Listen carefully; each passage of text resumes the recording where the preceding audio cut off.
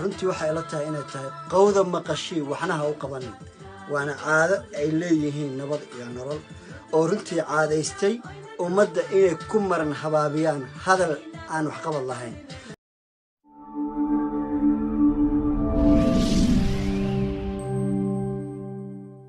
kulanti wacan oo wanaagsan saaxiibayaal meel kasta dunida ka joogtaan halkaad nagala socotaan waa channelka Fandood Media. waxaan idin haynaa arrin xasaasi ah, cod sir oo laga helay kooxda waayaha cusub iyo arrimo badan oo xasaasi ah. intaan u guda galay barnaamijkeena fadlan walaal macaan markii ugu horreysay channelkeena soo booqato subscribe saar gambalka furo si kugu soo dhacaan waxyaalaha soo gelin markasta haddaad hore noola joogtaan muuqaalkan like saar una sii share gar asxaabtaada.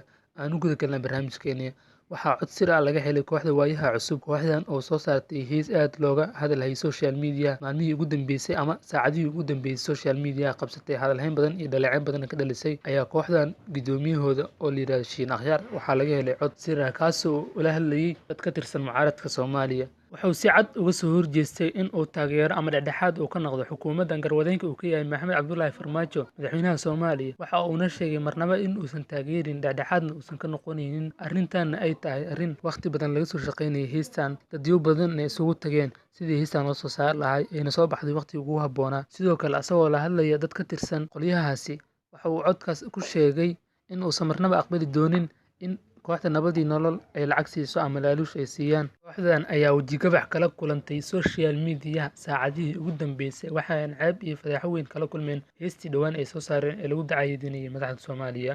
warar hoose aan helayna ayaa sheegaya in lacag ay ku qaateen heestan soo saaritaankeeda kooxda waayaha cusub. gudoomiyaha kooxda waayaha cusub ee Shiin Akhyaar ayaa la sheegay in lacag $5,600 ah bangiga akoonkiisa loo soo dhigay kaasoo ka timid xisbiga himilo qaran. waa sida ay wararku sheegayaan balse arrintaas lama xaqiijin oo xaqiiqdeeda lama hubo balse waa hadaladii la isdhex marayay saacadihii ugu dambeysay social media. sidoo kale heestan waxaa kasoo horjeestay dadyo badan oo caan ah fanaaniin iyo siyaasiyiin intaba.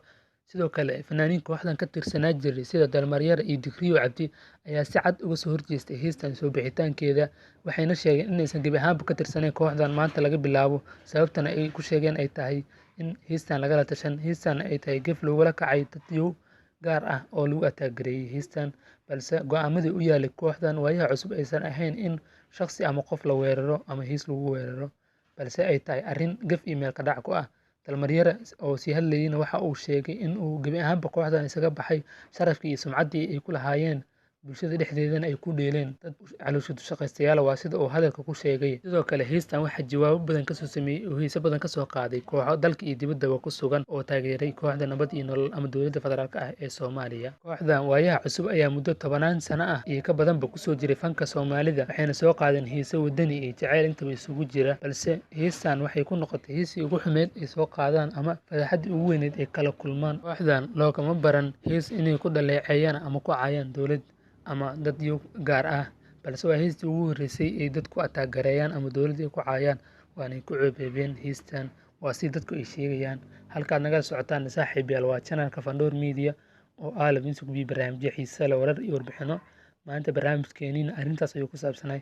haddaad hore noola joogtay fadlan walaal macaan muuqaalkan like saar una sii share gar asxaabtaada. haddaad nagu cusub tahana fadlan subscribe saar channelkan like tan ku qabo una sii share gar asxaabtaada. kuma sintii daawashadiina waa bahda Fandood Media isku duuban oo idin leh guulista saaxiibayaal.